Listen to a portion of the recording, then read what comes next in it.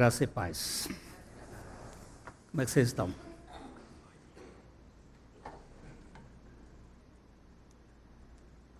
Tudo bem?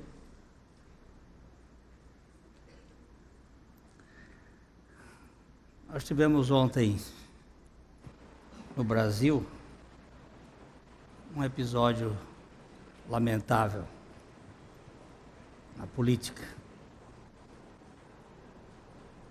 O desfecho das vísceras da política. O que é que acontece neste mundo? Aqueles que nós colocamos como sendo os representantes do povo. Eu vi como ficou depois a Câmara dos Deputados. O lixo. Se vocês vissem as bancadas como estavam. Isto, de certo modo, reflete o que nós somos. Às vezes eu vejo uma pessoa jogar uma latinha pela janela quando vai dirigindo o carro e, em vez de colocar num lixo, joga aquilo desde bituca de cigarro, que pode criar um incêndio. Mas o povo, a nossa cultura, precisa ser trabalhada muito. E não vai ser uma hora para outra. Mas mesmo assim, nós precisamos de graça para que a gente seja menos jogadores de lixo no mundo. Mas não é só o lixo físico, é o lixo das palavras. Nossos comentários, muitas vezes, e nossas palavras, elas refletem muita sujeira. E hoje nós queríamos tratar um pouquinho sobre a iluminação de Jesus. Nós vamos dar só um pouquinho de retrocesso, pegar o último versículo do capítulo 7, que é para dizer que depois que Jesus gritou no meio de Jerusalém, a cidade estava cheia de gente, havia ali uma multidão que viera para a festa dos tabernáculos, festa que durava cerca de 8 dias, e vinham judeus de toda parte do mundo na época para aquela reunião que era uma memória da história do povo de Israel no deserto, aqueles 40 anos que eles passaram saindo do Egito até a entrada. E eles comemoravam isto em uma festa de 8 dias, com cabanas, as famílias comiam juntos, celebravam. Era uma festa bem alegre. E Jesus veio para essa festa. Nós vimos que ele não veio no início da festa, ele veio no meio. E lá no final, no último dia, ele deu um brado, deu um grito: olha, quem tem sede, vem a mim, beba.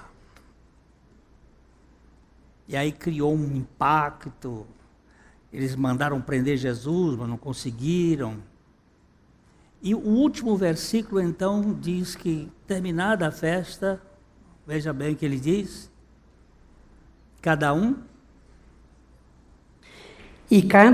foi para a sua casa. E cada um foi para a sua casa. E o versículo do capítulo 8, o primeiro versículo, vai dizer: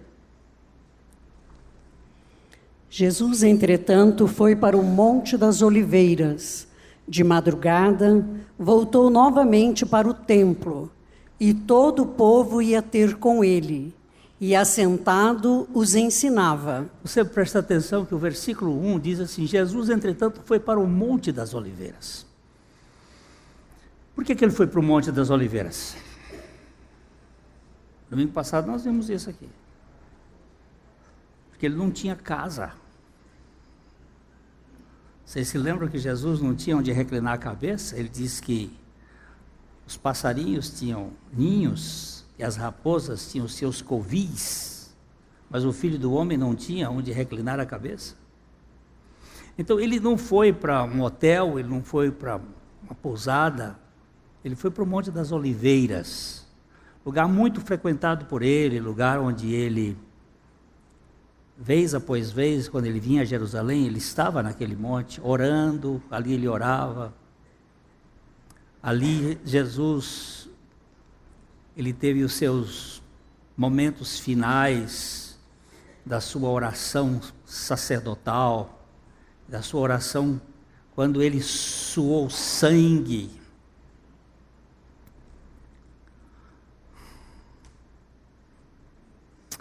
Mas de madrugada ele estava lá no templo. O templo fica do Monte das Oliveiras a cerca de 3 quilômetros. Ele saiu de lá e voltou para o templo. E ensinava. Enquanto ele estava ensinando, o que aconteceu? Trouxeram uma mulher adúltera que tinha sido apanhada em adultério, possivelmente, naquela festa, debaixo de alguma tenda. E ela foi apanhada em adultério. Eles trouxeram, nós vimos domingo passado que eles trouxeram só a mulher. A Bíblia mostra que os dois deveriam ser apedrejados, e as testemunhas seriam os primeiros a jogar as pedras. E Jesus então coloca em xeque a posição do religioso, que normalmente ele gosta de expor o pecado alheio. Você sabe quando uma pessoa é evangélica, no sentido não do termo evangélico hoje usado. Evangélico, isso é gente do evangelho. É aquele que cobre multidões de pecados. É aquele que junta o pecado em vez de expô-lo. Ele procura não ocultar o pecado, mas assumir a dor do outro e estar junto para que ele seja restaurado. O religioso não, ele é um prato do dia para ele se dizer: olha, eu não sou como os demais homens, roubadores, adúlteros. Ele gosta de contar os feitos horríveis dos outros e expor isto no público. Então Jesus contesta essa posição e diz assim: olha, se você estiver sem pecado, aquele que estiver sem pecado, seja o primeiro a jogar pedras. E nós vimos domingo passado que a turma foi saindo e deixou Jesus e as multidões que estavam com ele ali, que vieram para orar. Os religiosos sumiram, deixaram a mulher e Jesus e as outras pessoas que estavam lá. E Jesus pergunta: onde estão os teus acusadores, mulher? Ninguém te condena? Tampouco eu. Vai e não peques mais. Agora preste atenção que o verso 12 vai dizer exatamente uma coisa interessante. De novo lhes falava Jesus, dizendo: eu sou a luz do mundo. Quem me segue não andará nas trevas, pelo contrário, terá a luz da vida. Esta fala faz parte do ensino anterior. Ele estava ensinando. Quando eles trouxeram aquela mulher para trazer a sujeira à tona, para mostrar a fealdade, a feiura da natureza humana e expor a questão e colocar Jesus numa sinuca de bico, Jesus dá um nocaute e os caras caem fora. E ele não perde o rumo das coisas. Ele vai dizendo o seguinte, o texto diz assim, de novo lhes falava Jesus, dizendo. Ele continuou ensinando. E ele diz, eu sou o quê? A luz do mundo. Quem me segue não andará em trevas, mas terá a luz da vida.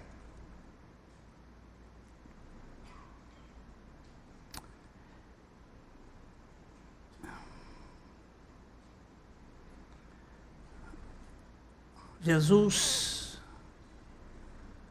é a luz. Há uma luz incriada.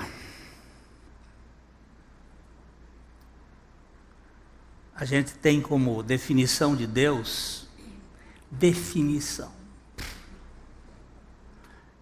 Lamentavelmente não. Você acha que tem uma palavra para isso? Definir? Explicar? Não tem. Deus é inescrutável. É indescritível. É impossível de nós dizermos alguma coisa a respeito de Deus. Mas a Bíblia diz 3 coisas dentro da tentativa humana de explicar alguma coisa, que Deus é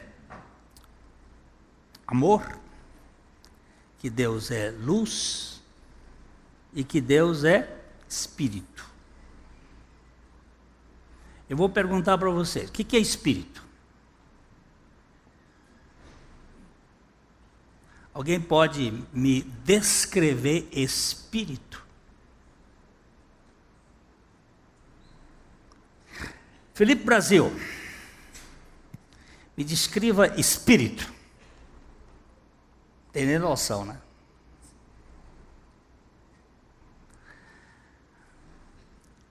Nós falamos de espírito,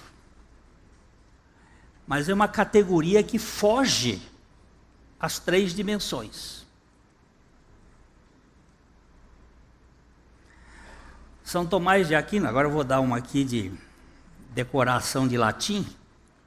São Tomás de Aquino disse assim, nihil est intellectus quod non fuero primus in sensu. Nada existe no nosso intelecto que não tenha passado primeiro pelos sentidos. E para passar pelos sentidos, tem que ter comprimento, altura, largura, tem que ter som, tem que ter... Eu não tenho noção do que é espírito. Espírito não ocupa lugar no espaço, não tem altura, não tem cor, não tem cheiro.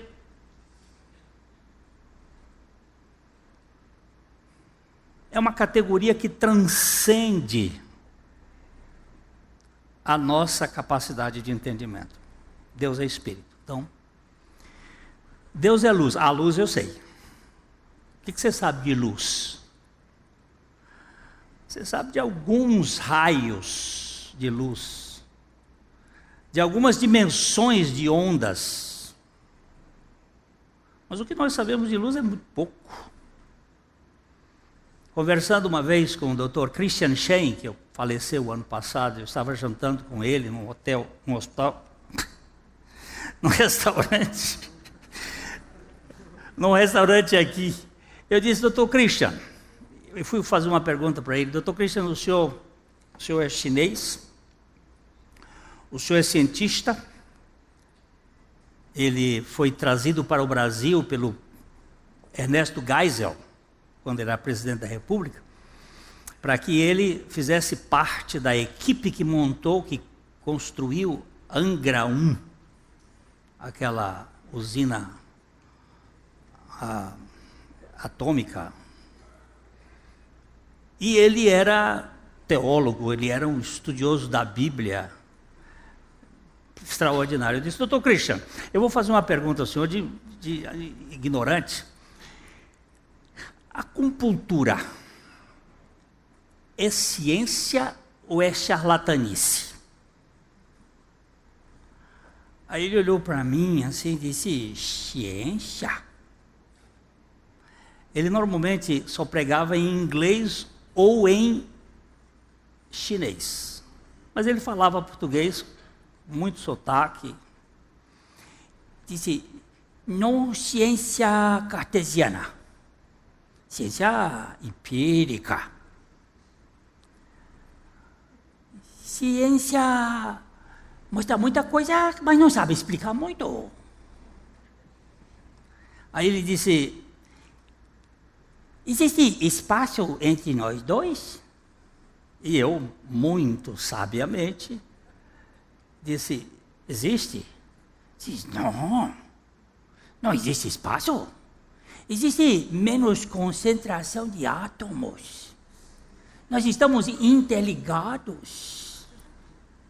Há uma relação profunda no universo. E nós temos a luz.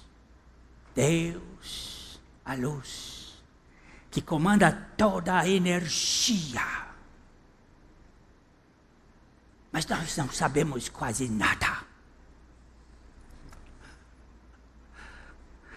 Estamos muito interligados com a luz. Aí ele foi dar uma aula de átomo para mim, e eu, mais bobo do mundo, que eu não podia entender, eu dizia, baixa um pouco mais, doutor Christian, aqui é uma criancinha que não sabe. Deus é luz. O que sabemos de luz? Aí ele foi mostrar os meridianos do corpo, 300 e não sei quantos meridianos, e tudo é energia, e energia é luz, aí vai trabalhar com luz. Aí depois de um certo tempo eu disse, vamos comer, doutor Christian. E é melhor que para mim. Mas foi bom, porque eu entendi alguma coisa que eu não sei. A coisa boa é que a gente percebe que não sabe, né?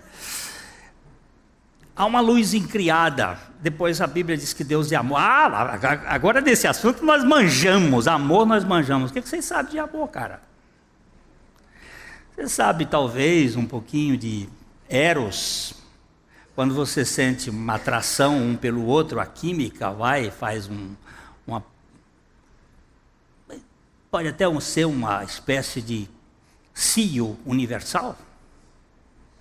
O que você sabe de amor mais? Eu sei, eu cuido dos meus filhos. Tá bom. A galinha também cuida dos seus pintainhos debaixo das asas. Aquele amor estorgue. Eu sei um pouco mais, eu tenho amigos. Tá bom, você sabe amigo, mas quando o amigo lhe dá não chega para lá, você faz do amigo inimigo? Agora, o que você sabe daquele amor da cruz? O que eu sei disto? Deus é amor. Quando ela fala deste amor, é o amor ágape, que não há uma definição. Paulo tentou descrever isso no capítulo 13 de Atos, e ele disse, olha gente, nós vemos por espelho e enigma, nós só vemos uma nuvem, um dia nós vamos ver face a face. Estamos muito limitados. Mas o fato é que Deus é luz. É uma luz inacessível, mas Ele é luz. Na primeira carta de João, no capítulo 1, no verso 5, 1 João 1, 5. Ora, a mensagem que da parte dele temos ouvido e vos anunciamos é esta, que Deus é luz e não há nele treva nenhuma. Olha só. Deus é luz e não há nele nenhuma escuridade, nenhuma sombra. assombração. Você já viu falar em assombração? Coisas que assombram. É sempre escuro. Quando eu era menino, adolescente, lá no velho Piauí, os meus pais vieram para cá, para Londrina, uma certa época do ano, e eu fiquei na nossa casa. Eu dormia lá sozinho, mas durante o dia eu ficava na escola. Depois jantava, comia, almoçava, jantava na casa do diretor da escola, Dr. Moraes, e vinha à noite para a nossa casa. O Instituto Batista ficava da cidade 1,5 km, 2 km por aí, e tinha um beco, onde havia umas mungubeiras muito grandes, árvores do Cerrado do Brasil. E numa daquelas noites de lua, vindo umas 8 horas da noite, escuro, meridiano, lá em cima no norte, como é que chama? No Equador, a noite começa mais cedo. E lá vou eu andando, quando eu olho debaixo da mungubeira, uma mão fazendo assim. E eu tinha que passar. Aí o corpo todo se arrepia. Meu Deus. Dar as costas eu não vou dar. Esse negócio vai me pegar. Ir para frente, eu não tenho coragem. E aí fiquei pensando, como é que eu vou fazer? E de vez em quando aquela mão fazia assim, debaixo da mungubeira. E eu aqui. A lua estava relativamente bonita, e eu apanhei uma pedra aqui, digo, vou ter que enfrentar. Menino de 11 para 12 anos, acostumado a tirar de baladeira, de bodoque, mas aqui era de pedra mesmo. Sentei uma pedra para lá, sentei 2, de repente o bicho cresceu, ficou em pé, era um jumento deitado. Aquela orelha dele mexia assim. Isso chama-se assombração. Está na sombra. Foi quando o mistério foi desfeito, acabou. Em Deus não existe assombração, existe luz. Não existe treva nenhuma. Olha o que o texto diz aqui, olha. A mensagem que da parte dele temos ouvido é Jesus, que ele está falando. João está falando de Jesus. E vos anunciamos é essa, que Deus é luz e não há nele treva nenhuma. Não há nele nenhuma escotia, não há nele nenhuma assombração. Não há nele nenhuma coisa que nos deixe apavorados.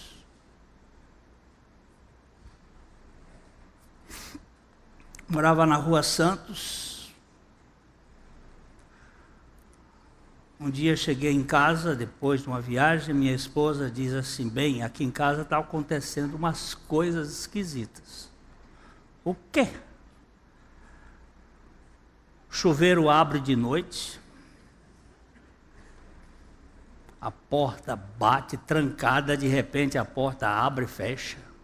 Uau! Dias anteriores, eu tinha chegado de viagem e tinha um cadeado desse tamanho.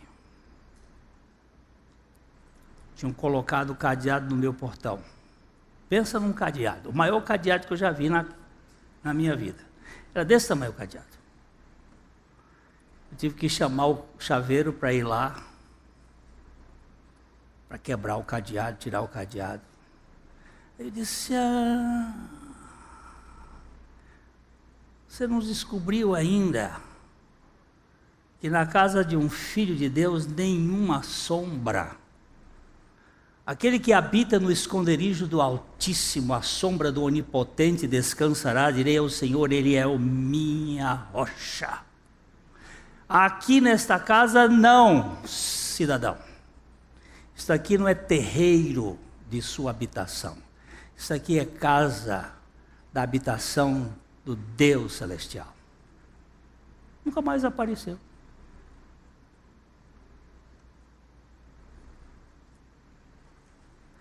Eu sei que há forças do mal e a minha Bíblia está cheia dela. Mas nenhum mal te sucederá, nem praga alguma chegará à tua tenda. Nós precisamos ter certeza de que nós temos um Deus que é luz. Esse Deus que é luz, que não há nele treva alguma, ele habita em luz inacessível. Nós vamos dar uma olhada em Timóteo, 1 Timóteo, capítulo 6. Vamos começar com o versículo 13, nós vamos até o versículo 16. 1 Timóteo 6. Exorto-te perante Deus, que preserva a vida de todas as coisas, e perante Cristo Jesus, que diante de Pôncio Pilatos fez a boa confissão. Que guardes o mandado imaculado, irrepreensível, até a manifestação de nosso Senhor Jesus Cristo, a qual, em suas épocas determinadas, há de ser revelada pelo bendito e único soberano, o Rei dos reis e Senhor dos senhores, o único que possui imortalidade, que habita em luz inacessível, a quem homem algum jamais viu, nem é capaz de ver. A ele honra e poder eterno. Amém. Paulo está dizendo ao seu filho na fé, Timóteo, olha, vamos ver o versículo 13 outra vez. Exorto-te. Eu estou aqui fazendo esfregar minha mente com a tua.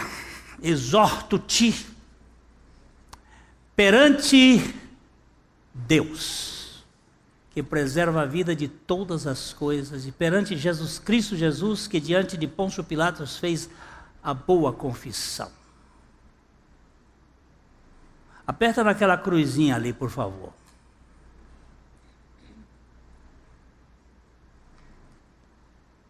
Aperta aí.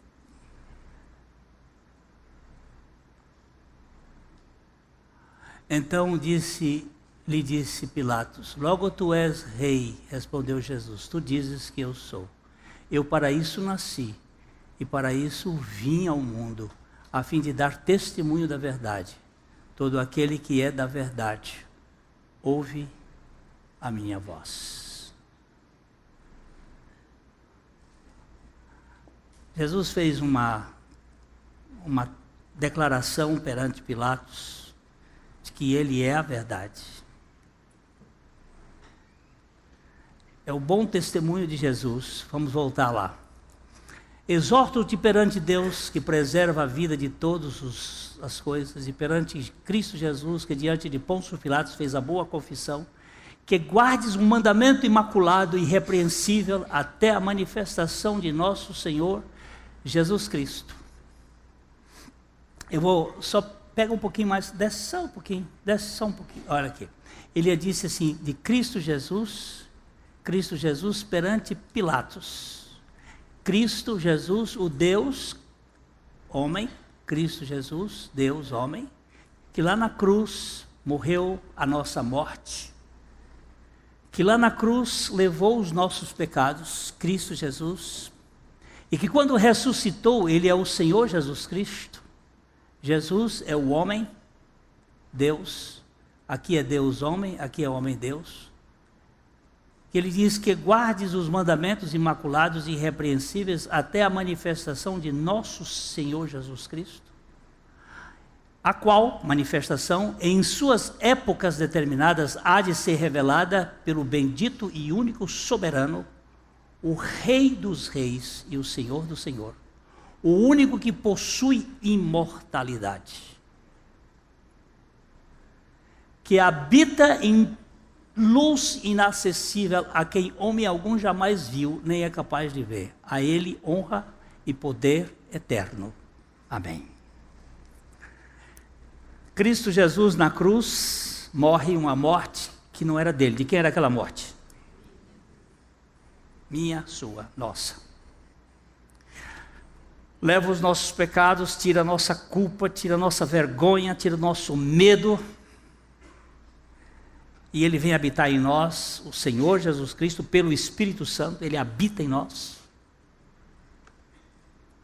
E Ele vai voltar. E Ele vai descrever quem é esse Senhor, o Rei dos Reis e o Senhor dos Senhores, o único que possui imortalidade. Ele está falando o único Deus e o único homem que possui imortalidade, Cristo Jesus, Jesus Cristo, que habita em luz inacessível. Ele é luz e habita em luz.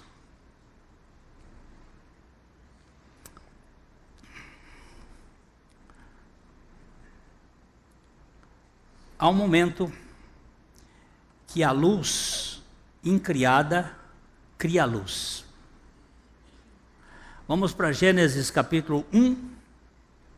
Gênesis 1. Vamos ler o verso 1, o verso 2 e o verso 3. 1, 2 e 3 de Gênesis 1. No princípio criou Deus os céus e a terra. Eu vou só repetir uma coisa que já falei aqui algumas vezes, mas não tem problema. No original hebraico, esta frase, no princípio criou Deus os céus e a terra, são 7 palavras, composta de 49 letras. 7 palavras é um número perfeito. 7 é um número perfeito. 49 é um múltiplo de 7. 7 vezes 7, 49. E aqui, segundo alguns estudiosos bíblicos que estudam matemática, diz que está toda a revelação do Deus da criação, dentro dos teoremas matemáticos. Cada letra tem um número em hebraico. E este Deus está no controle. Mas você vai ver que o versículo 2 aparece uma coisa esquisita. Pelo menos aparentemente a gente percebe que houve alguma coisa. Parece que o versículo primeiro ele é completo. No princípio criou Deus os céus e a terra. Ponto. Mas agora diz assim, e a terra? A terra, porém, estava sem forma e vazia.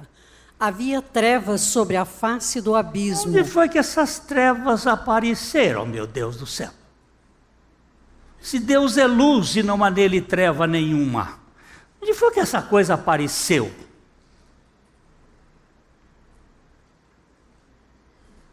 De onde advêm essas trevas? Eu prefiro a tradução não do estava sem forma e vazia, mas a terra tornou-se sem forma e vazia.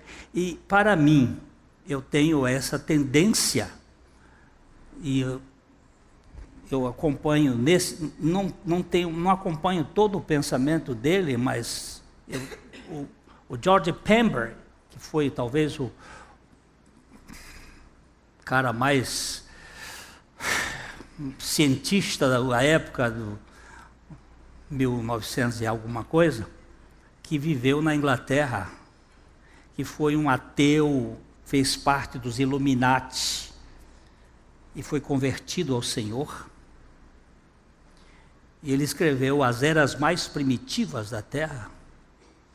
Ele trabalha muito essa ideia de uma catástrofe, uma hecatombe, uma coisa, porque no princípio criou Deus os céus primeiro os céus, depois a terra. E nos céus ele criou entes, espíritos extremamente poderosos e maravilhosos, que são os anjos, arcanjos, querubins, serafins, que nós aqui embaixo damos denominações, mas são realidades espirituais, o mundo espiritual. Quando você estuda a física quântica, você percebe que eles traduzem algumas coisas para a realidade metafísica, para um mundo de realidade metafísica.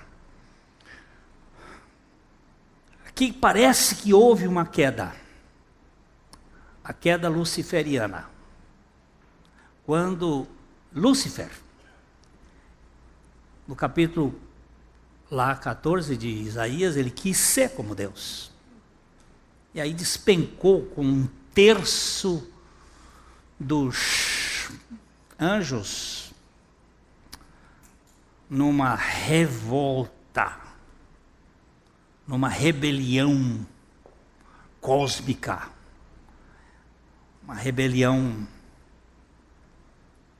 eu não vou usar o termo que eu pensei agora, mas outra vez a gente pode falar. Eu vou dizer, uma rebelião esquerdista.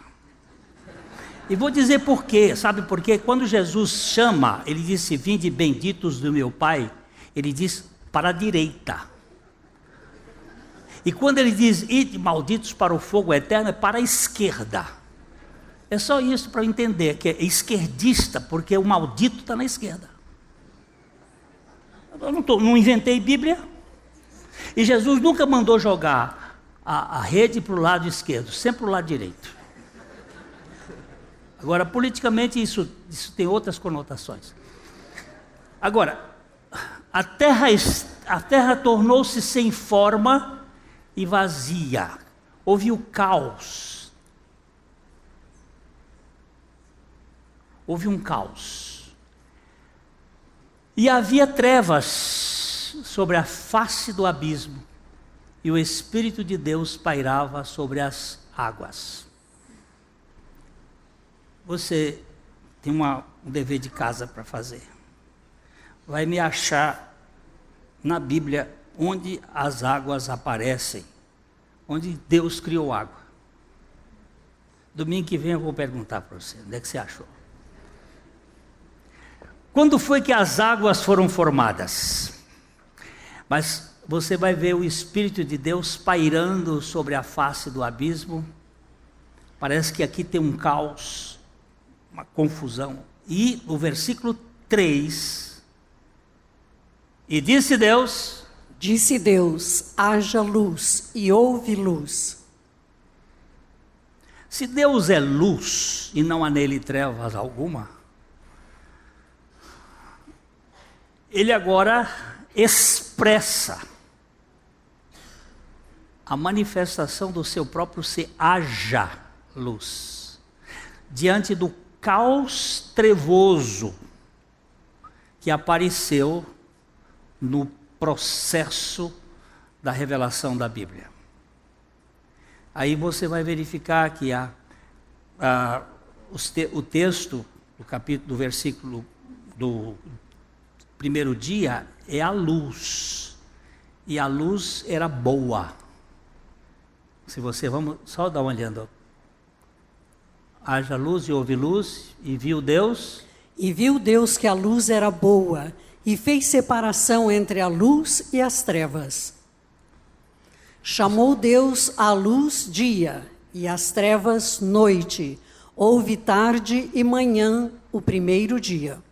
Vou passar um dever de casa para você também.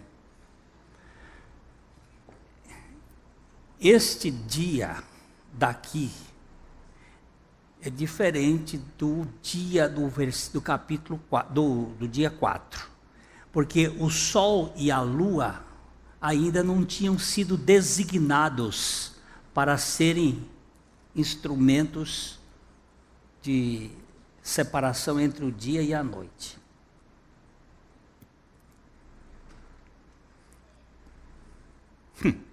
Me lembrei da Dilma. Mas não foi ela que disse isso. A Dilma não disse isso. Eles inventaram para a pobrezinha.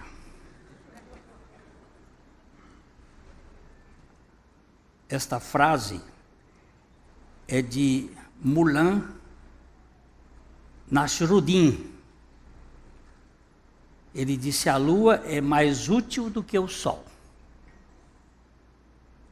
A lua é muito mais importante que o sol, porque ela aparece à noite, quando está escura, e clareia tudo. Já o sol aparece de dia, quando está tudo claro, ou seja, não tem função nenhuma. Isto era uma paráfrase. Isso foi uma paráfrase que ele fez lá, explicando o problema da luz das trevas. Mas essa frase foi dita como da Dilma. A Dilma não disse isso. Não. Ela disse muitas coisas descabidas, mas essa daqui não é dela, não. Então você vai procurar saber por que dia é este? Que luz é esta que faz a separação entre a luz e as trevas? E depois, lá no quarto dia, aparecem os luminares que vão separar dias e anos e tempos. Luz. Deus é luz, não há nele trevas. Há uma treva que está neste mundo. E nós vamos dar uma olhadinha na experiência do apóstolo Paulo, quando ele descreve em Atos 26. Atos 26. Vamos começar no versículo 13. Ao meio-dia, ó rei, indo eu caminho fora, vi uma luz no céu, mais resplandecente que o sol, que brilhou ao redor de mim e dos que iam comigo. Paulo está descrevendo o caminho, a história dele no caminho de Damasco. Quando Jesus realmente transforma a vida de Saulo. Ele está descrevendo que ele ia com ordens do sumo sacerdote para perseguir os cristãos que estavam em Damasco, na Síria. E ele ia do caminho para Damasco, era mais ou menos meio-dia, sol a pino, quando ele viu uma luz no céu, mais resplandecente do que o sol. Ele diz que essa luz brilhou ao seu redor de mim e dos que iam comigo. Ele vai descrever, são 3 vezes descritos este texto. Em alguns lugares ele diz que as pessoas viram a luz, em outro lugar ele diz que eles ouviram o som, mas eles não ouviram a voz, eles não discerniram a voz. Eles não conseguiram entender aquilo que estava falando, mas eles viram uma luz. Mas o caso de Paulo foi mais sério ainda. Ele viu a luz ao redor dos que iam comigo e caindo todos nós por terra, ouvi uma voz que me falava em língua hebraica: Saulo, Saulo, por que me persegues? Dura coisa é recalcitrares contra os aguilhões. Olha, é interessante ele botar aqui, ouvi em língua hebraica. Paulo falava grego, Paulo falava latim, Paulo falava outras línguas, que ele diz, mas ele viu que essa voz veio em língua hebraica. Ele falava aramaico, mas veio em língua hebraica. Tem tudo a ver com revelação. Ele era um fariseu. Ele agora ouve uma voz falando em hebraico: Saulo, Saulo, por que me persegues? Dura coisa é recalcitrares contra os aguilhões. Você sabe que o boi, quando você futuca com o aguilhão, ele dá o coice. Recalcitrar significa isso, dar coice. Não, contra a vontade de Deus, você não dá coice. E Deus te pega. Quando Deus coloca a sua mão, quando Ele coloca alguém diante do seu projeto, não tem jeito de sumir. A graça de Deus é irresistível. Então eu perguntei: quem és tu, Senhor? Ao que o Senhor respondeu: eu sou Jesus, a quem tu persegues. Aqui está a palavra que ele diz: eu sou Jesus. Eu sou é o nome dele. Yahvé, eu sou. Por isso que ele falou em hebraico. E Jesus significa eu sou a salvação. Yahvé é eu sou. Ele deu em hebraico. Eu sou Jesus, eu sou o eu sou, eu sou o eu sou, o eu sou da sua salvação. A quem tu persegues, mas ele estava perseguindo quem? Estava perseguindo o cristão, mas só que cristão e Cristo é a mesma coisa. Hoje de manhã nós estávamos falando aqui sobre o seguinte: eu tenho uma cabeça e eu tenho um corpo. A minha cabeça chama Glênio, o meu corpo chama Glênio. A igreja é o corpo de Cristo. Cristo é o cabeça, a igreja é o corpo. Como é que chama a igreja de Cristo? A igreja de Cristo é Cristo. Quando você persegue um cristão, você está perseguindo a Cristo.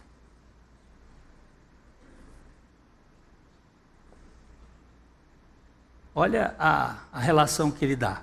Eu sou Jesus a quem tu persegues. Aí, um pouquinho mais.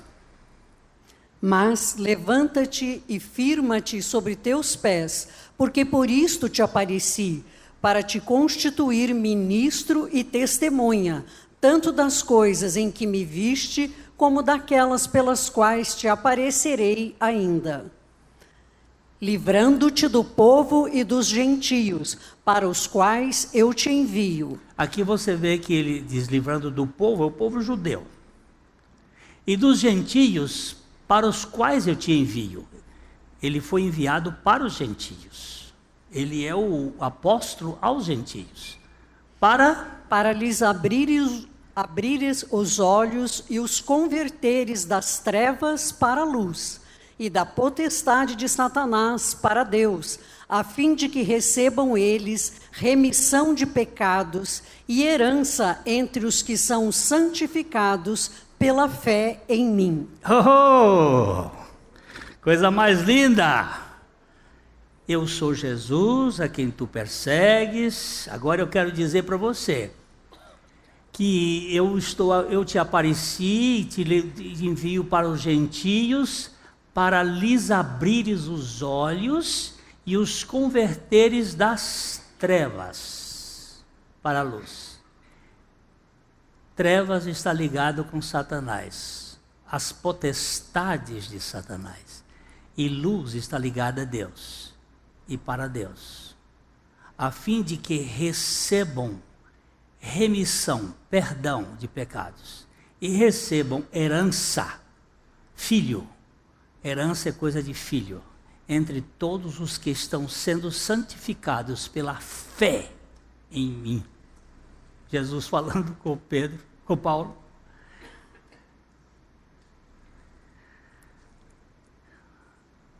Deus criou o mundo, caiu, veio o império das trevas,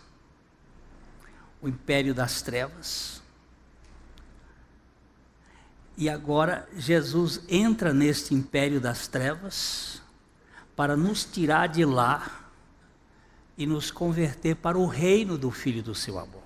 Vamos dar uma olhadinha em Colossenses 1, 13. Colossenses 1, 13. Ele nos libertou do império das trevas e nos transportou para o reino do Filho do seu amor. Ele nos libertou de que império? O império das trevas. E nos transportou para o reino. Império e reino não são a mesma coisa. Império se conquista pelo poder da força. Reino se tem pela hierarquia hierarquia da genealogia. O reino tem um rei que tem um poder, não foi um império tomado à força. Foi uma delegação dada pelo povo ao rei. E aqui ele diz, olha, ele nos libertou do império das trevas, porque as trevas é um império, mas o reino do Filho do seu amor é algo que foi dado. Ele nos transportou de uma coisa para outra.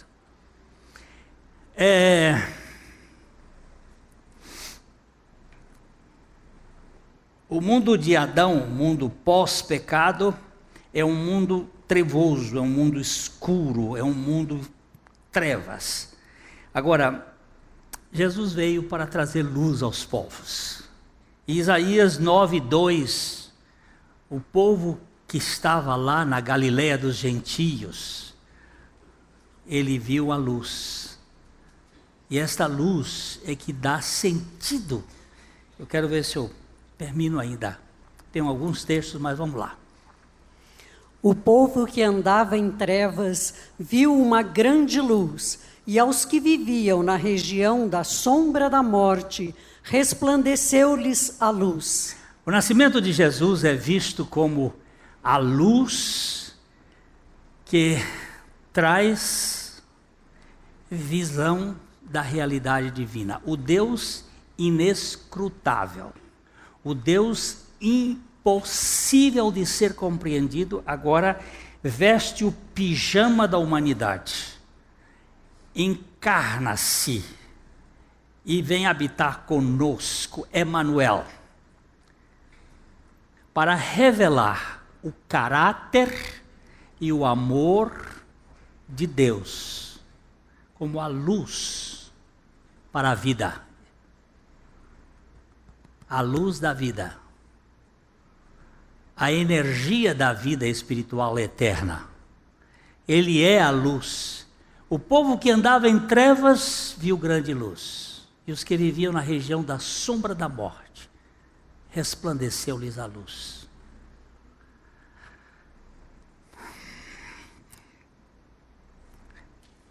Mas o que acontece? Eu estou falando aqui, eu sei que tem gente que já foi iluminado, mas tem gente que ainda não foi iluminado. Por quê? Porque existe uma grande luta. O Deus deste século, o Deus deste século. Vamos lá, uma leitura em 2 Coríntios capítulo 4. 2 Coríntios capítulo 4. Vamos dar uma olhadinha. Deixa eu ver se... Vamos começar no verso 1 mesmo. Vamos começar no verso 1. Pelo que, tendo este ministério, segundo a misericórdia que nos foi feita, nos desfalecemos. Pelo contrário, rejeitamos as coisas que, por vergonhosas, se ocultam, não andando com astúcia, nem adulterando a palavra de Deus. Antes, nos recomendamos a consciência de todo homem na presença de Deus pela manifestação da verdade. Mas, se o nosso evangelho ainda está encoberto, é para que os que se perdem, que está encoberto, nos quais o Deus deste século cegou o entendimento dos incrédulos, para que lhes não resplandeça a luz do evangelho da glória de Cristo, o qual é a imagem de Deus. Vamos voltar aqui para o 3. Mas se o nosso evangelho ainda está encoberto.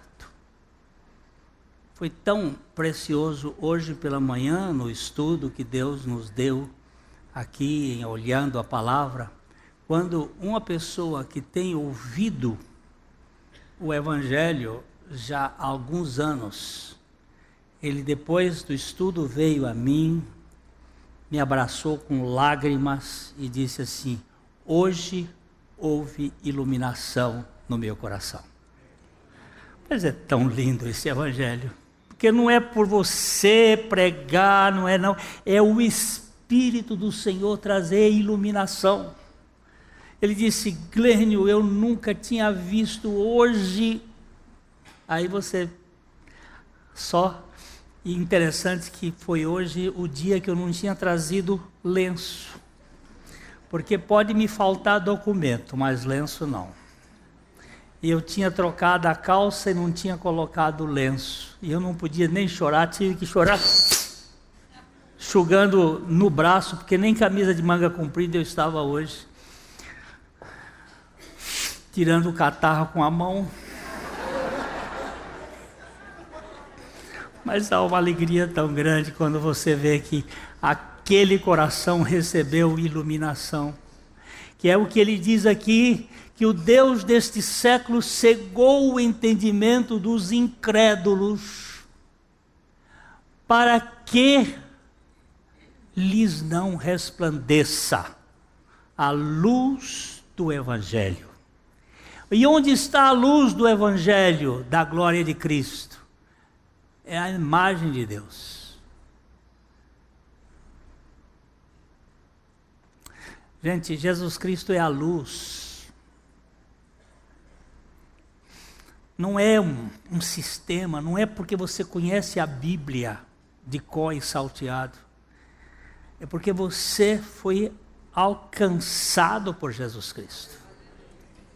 Veja que Paulo, ele conhecia a Bíblia, ele conhecia a religião hebraica, mas ele não conhecia. Quem és tu, Senhor? Eu sou Jesus, a quem tu persegues. E aquele homem, olha, eu gosto muito de Paulo. Se eu tiver o privilégio, quando chegar no céu, apóstolo, você tem um tempinho? Ele vai dizer: eu tenho a eternidade, meu irmão. Eu queria sentar contigo para saber o que aconteceu contigo. Judeu em cascadura. Judeu, você não tem nem sotaque quando eu leio Efésios. Você não tem sotaque quando eu leio Gálatas. Você não tem sotaque nenhum de judeu quando eu leio Romanos. Tu és um homem universal. O que aconteceu contigo? E ele vai me dizer, sem dúvida nenhuma, foi o Nazareno. Foi o Senhor Jesus que me tirou daquela coisa toda. Ele me iluminou. Ele me deu luz. O Deus desse século, meu irmão, ele tenta entenebrecer as nossas mentes.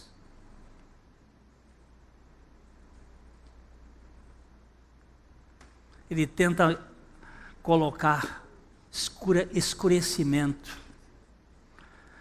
Deixa eu ver se eu termino. Jesus é a luz que veio ao mundo e ilumina toda a gente. 1 João capítulo 1, não 1 João. João capítulo 1, vamos ler os versos de 1 a 8. Capítulo 1, 3 a 8, desculpa. João capítulo 1, de 3 a 8. Todas as coisas foram feitas por intermédio dele, e sem ele nada do que foi feito se fez. A vida estava nele, e a vida era a luz dos homens. Leia outra vez, por favor. Todas as coisas foram feitas por intermédio dele, e sem ele nada do que foi feito se fez. A vida estava nele, e a vida era a luz dos homens. A luz dos homens. A vida era a luz. Ele é a vida, ele é a luz. A vida é a luz dos homens. A luz resplandece nas trevas, e as trevas não prevaleceram contra ela. Houve um homem enviado por Deus, cujo nome era João. Este veio como testemunha para que testificasse a respeito da luz, a fim de todos virem a crer por intermédio dele. Ele não era a luz, mas veio para que testificasse da luz. Pode ler o 9. A saber, a verdadeira luz, que, vinda ao mundo, ilumina a todo homem. João não veio para iluminar. Ele veio para falar da luz que, vindo ao mundo, ilumina a todo homem. Não só o judeu, mas o gentio. Todo aquele que recebe Jesus, ele tem a luz da vida. E sabe o que acontece? O sol ilumina de dia.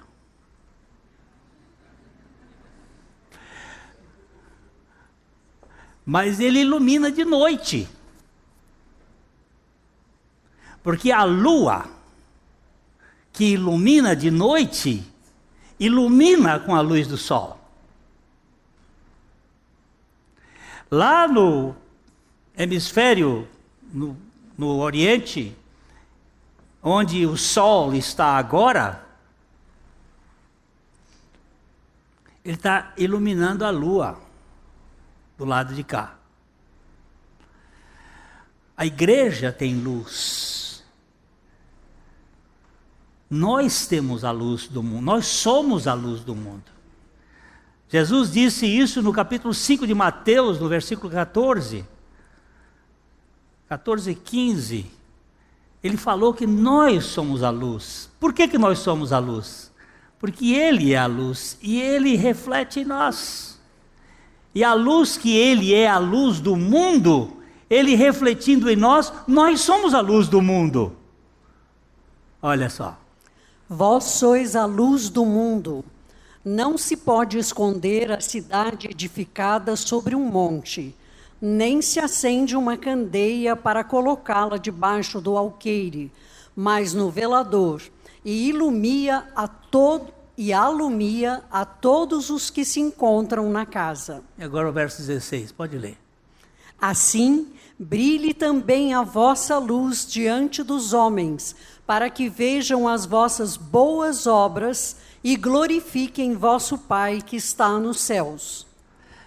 Então, a igreja, ela é a lua. Jesus é o sol. Ele brilha a sua luz em nós. E nós, nas trevas deste mundo, nós refletimos a luz de Cristo. Lá no Piauí, no mês de julho, o Aldemar está aqui, ele sabe que eu não estou mentindo. No mês de julho, quando nós temos quase nenhuma nuvem e umidade do ar de 30%, 40%, num dia de lua cheia, você pode ler sua Bíblia sem óculos. Não estou mentindo. Minha mãe, aos 88 anos, lia a Bíblia sem óculos, com a luz da lua. Lua cheia. Ela já dá, você sabe que as pessoas, quando vão ficando velhas, vão melhorando a vista. Depois de um certo tempo, a presbiopia diminui e ali começa a melhorar a vista. Comigo está acontecendo. De vez em quando eu já tiro os óculos para... E mamãe pegava a Bíblia e dizia assim, olha meu filho, a luz da lua.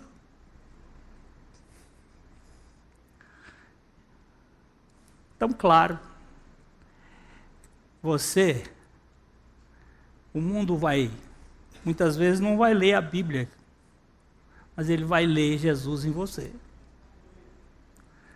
Ele vai ver, uau, quem é essa pessoa? Eu visitei uma família em São Paulo que conheceu a Jesus pela empregada doméstica. Eles levaram uma moça para trabalhar na casa, uma família que tem posses, mora num belíssimo apartamento lá em São Paulo. E eu fui pregar numa igreja presbiteriana lá em São Paulo, e eles me convidaram para jantar na casa deles. E ele disse assim: Pastor Glênio, o senhor sabe como foi que nós ganhamos a Cristo? Aí chamou Maria, vem cá. Maria já idosa, né? Agora, disse: essa mulher, ela refletia Cristo aqui dentro da nossa casa. Um grande empresário, ele disse assim: ela nunca nos condenou, mas ela nos apresentou Jesus. Você, na posição que você estiver, seja de José do Egito, seja da Maria na casa do empresário, seja... Olha, eu estou impressionado com a qualidade péssima dos vendedores nas lojas. Parece que eles estão fazendo um favor para você. Quando você entra na loja, o cara não tem. Mas outro dia eu encontrei um cara, eu fiquei impressionado. Aí eu perguntei: você conhece Jesus? Ele disse: é claro! Eu digo: então está aí. Eu não perguntei se ele era... É claro! Eu digo: esse cara aí só pode conhecer Jesus. Para ser tão bom assim, tem que ser como Jesus. Reflete Jesus. Senhor, graças te dou porque tu és a luz da vida. E porque o Senhor faz com que nós sejamos a luz do mundo, para que vejam as nossas boas obras e glorifiquem o nosso Pai que está nos céus. Porque até as nossas boas obras Ele preparou para que nós andássemos nela. E que o Senhor Jesus faça na sua vida e na minha a expressão da revelação da sua própria pessoa. Para a gente fazer isto com os nossos filhos, com os nossos netos, com os nossos amigos, com os nossos inimigos, e que Deus nos dê graça para isto. Eu estou com 4 netos lá em casa hoje, eu vou sair daqui, vou pedir licença para vocês, não me prendam muito, porque eu quero aproveitar que amanhã eles vão embora. E ontem, houve um momento lá que eu gritei: gente, me acode.